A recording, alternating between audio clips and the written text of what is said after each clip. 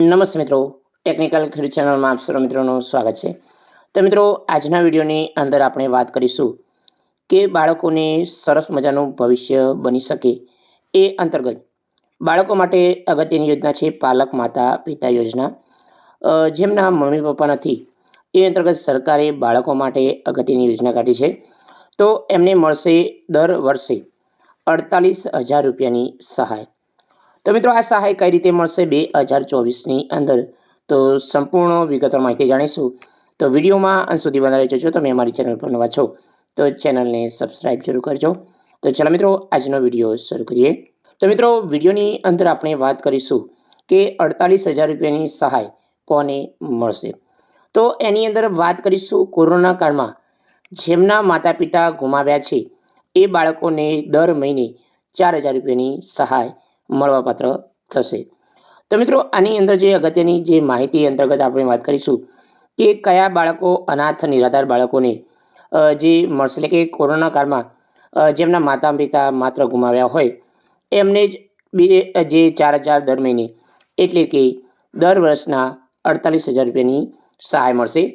તો મિત્રો, આની અંદર જે નાણાકીય સહાય અનાથ બાળકોને 18 વર્ષ સુધી નાણાકીય સહાય ચૂકવવામાં આવે છે. તો મિત્રો, માત્ર જે કોરોના કાળમાં જે ને મમ્મી પપ્પા ગુમાવ્યા છે, એમના માતા પિતા ગુમાવ્યા છે, એ બાળકોને જ આ લાભ મળશે જે 48,000 રૂપિયાનો છે. તો બાકીના જે બીજા બાળકો છે એમને કેટલો લાભ મળશે, એમને કયા કયા ડોક્યુમેન્ટ જોશે એ પણ વિગતો આપણે જાણીએ. તો એની અંદર વાત કરીએ કે પાલક માતા પિતા યોજના અંતર્ગત જે રેગ્યુલર સહાય મળે છે એના વિશે જાણીએ. તો રેગ્યુલર સહાયની અંદર વાત કરીએ કે લાભ કોને મળશે.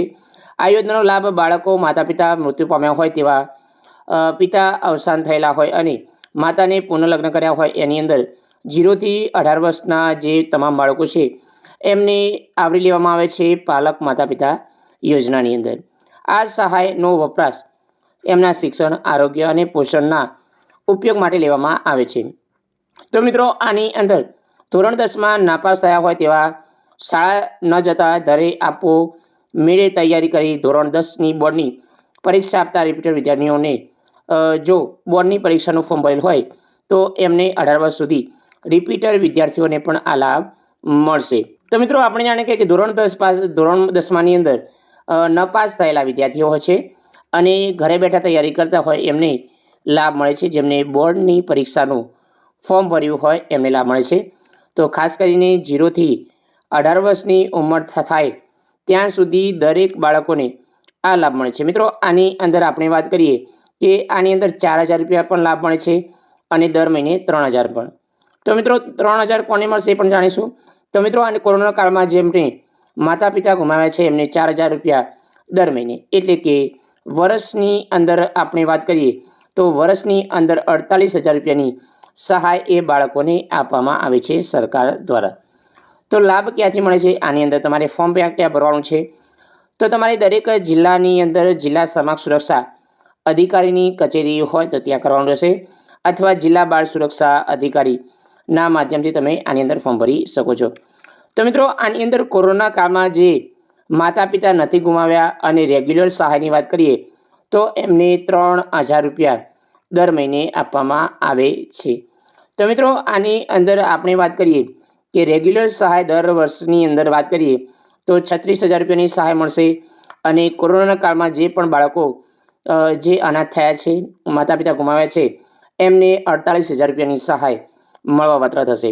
તો મિત્રો, આ જે બે સહાય છે એ અલગ અલગ રીતે મળવાપાત્ર થશે. તો આની અંદર કોરોના કાળમાં જે પણ માતા પિતા ગુમાવ્યા છે એમના મૃત્યુનું પ્રમાણપત્ર, જે વાત કરીએ કોરોના કાળમાં જે પણ મૃત્યુ પામ્યા હોય એ અંતર્ગત એમનું યાદીમાં નામ સમાવેશ થયેલું હોવું જોઈએ. અને રેગ્યુલર સહાય અંતર્ગત જાણીએ કે 3,000 રૂપિયાની મળશે. તો આ જે ડોક્યુમેન્ટની વાત કરીએ તો બંને સમાન ડોક્યુમેન્ટ રહેશે. તો આની અંદર ઉંમરનો પુરાવો, બાળકનો જન્મ તારીખનો દાખલો, શાળા છોડ્યાનું પ્રમાણપત્રની નકલ પણ હોવી જોઈએ.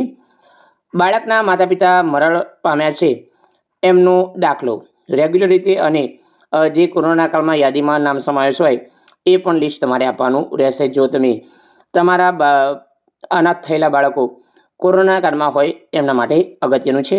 તો રેગ્યુલર સહાય તરીકે પણ જે બાળકો છે એમના માતા પિતાનું મરણનો દાખલો પણ આપવાનો રહેશે. જે પણ બાળકમાં પિતા મરણ પામ્યા હોય અને માતાએ પુનઃલગ્ન કર્યા હોય એવા કિસ્સામાં અરજદાર દ્વારા બાળકના પિતાનું મૃત્યુનું બાદ માતાને પુનઃલગ્ન કરેલું હોય એનું સોગંદનામું તમારે અવશ્ય આપવાનું છે. તો એની અંદર તલાટી કમ મંત્રી દ્વારા આપવામાં આવેલો માતાના પુનઃલગ્નનું જે પુરાવો છે એ આપવાનો છે. તો મામલતદાર શ્રી દ્વારા તાલુકા વિકાસ અધિકારી ચાલુ વર્ષમાં આવક દાખલાની પ્રમાણિત નકલ જે ગ્રામ્ય વિસ્તારોમાં 27,000, શહેરી વિસ્તારોમાં 36,000 સુધીની હોવી જોઈએ. 3 થી 6 વર્ષની ઉંમરના અનાથ બાળકોને આંગણવાડીમાં મૂકવાનો રહેશે અને આંગણવાડીમાં જતા બાળકો માટે પ્રોગ્રામ ઓફિસરનું પ્રમાણપત્ર રજૂ કરવાનું છે. અને 6 વર્ષથી ઉપરના જે તમામ બાળકો છે એમને ફરજિયાત શાળા શિક્ષણમાં આપવાનું રહેશે અને દર વર્ષે નવી શૈક્ષણિક સત્રનું જે બાળકનું અભ્યાસનું જે પ્રમાણપત્ર છે એ આપવાનું રહેશે. એટલે કે આચાર્ય દ્વારા જે પ્રમાણપત્ર આપવામાં આવે છે એ આપવાનું રહેશે.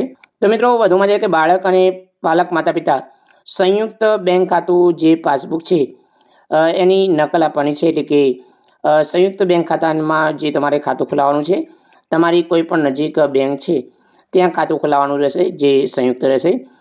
જે અનાથ બાળક છે અને જે પાલન કરતા માતા પિતા છે એમના કોઈ પણ એક પિતાનું તમારે જે સંયુક્ત ખાતું ખોલાવવાનું છે.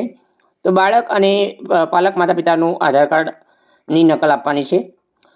સાથે મિત્રો આની અંદર સાક્ષીનું ઓળખનો પુરાવો, પાલક માતા પિતા સાથે સંબંધ દર્શાવતું પ્રમાણપત્ર જે ગ્રામ્ય વિસ્તારમાં હોય તો સરપંચ કે તલાટી હોય એમને અને શહેરી વિસ્તારોમાં વોર્ડ મેમ્બર છે એમનું તમારે આપવાનું છે.